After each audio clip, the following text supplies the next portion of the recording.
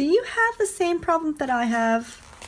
Empty back pocket, empty back pocket, empty back pocket.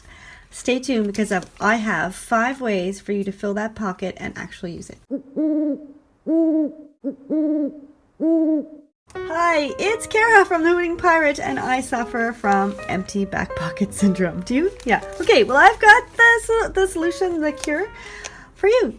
So, first, before I get into it, I want to make sure that you're subscribed because I have all kinds of planner hack videos like this, but also videos to make your planner pretty, other videos to keep you organized, motivated, and productive. So hit that subscribe button. The little notification bell will make sure that you don't miss a thing. So let's get into it. 5 different ways that you can use that back pocket to make yourself more productive and make your planner work a little better for you. Okay, so number 1 is the products that actually come with the planner, or you can buy separately because a lot of the times they don't come with anything, but there are items available for you to buy. So in my Kiki K here, it came with a notebook, but you can see that I don't use it. But it is pretty smart because it fits in exactly into the slit, and of course it fits perfect. So if you buy something from the company, it's going to fit, it's going to work. Let me just show you another Kiki K that I have.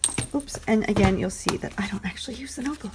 But if you use a notebook in the back or anywhere, and also sometimes they'll have the holes punched already in the notebook, so then you can add them directly to your planner afterwards. But I don't use that. But if you do, that's great to start with. That's number 1. Number 2 is, oh, I'm going to save that one for last, so make sure you stay tuned to the end because that's my favorite. Let's see, I'm just going to flip through. And let's do this one. You can add extra pockets in the back. So I'm going to show you how I did this, but first of all, you need to fold down a flap of paper so that it will fit in. You can go all the way down, but then you're going to have a really long paper to go the length twice, right? Because it's going to go all the way down. So I just took a piece of 12 by 12, cut it to the width, and then let me show you with a blank one here. What I did was I folded at the bottom and made a pocket. It actually said sunshine, and I covered up with some stickers, the S. And then I just took some double-sided tape, closed off the 2 sides of this pocket, and then I folded the top down, and that way I can slide it in here. Then what I did here was I took a cut-apart sheet and had these cards that were the exact width, and I just glued with the double-sided tape. I just glued 3 sides, and then I decorated with sunglasses. So then I have a pocket here and a pocket here, plus that long pocket. But the thing with that long pocket is you don't want to put anything small. Like if I was to put, let me see, if I was to put this sticker down, I'm never going to get it out again. It's going to go all the way down to the bottom here, and it's going to get lost. So you want something that's long and is not going to get lost in the bottom. Let's move on to the next one. All right, so a lot of the times, this isn't with every planner, but a lot of the times the width of the slit will match the pages. So what you can do is, let's say you're not using this dashboard anymore, you can take the dashboard out, or any pages or anything that you have in your planner, and you can store it in the back. Now this one I could probably get quite a few sheets. I wouldn't be able to get like a big stack, but I can get probably 3 or 4 dividers or dashboards, or maybe a stack, like a section that I'm not using. I could probably store it in there for a while. So you can use it as storage as well. You could also double up some of these tips. Like you could have the pockets hanging over the front and then the dividers in the back. All right, let's move on to the next one. I don't even know what number we're on anymore. That was 1, 2, 3. Okay, let's go back to this one. I love this one because it's super fun. So again, take a strip of pattern paper and you're going to fold over the top because you're going to tuck it in. And then you're going to make a few accordion folds, and let's just do this. Probably best just to do the sides because you'll see in a minute why. Let's just do that then. And then you can fold this in there, and you can also put another one so that it goes down the length of your page, and then this becomes storage for all your clips that you're not using at the moment. This guy's kind of difficult because I've got the clip on the back of his legs. It's hard to put in, but once he's in there, he's pretty cute. There she matches.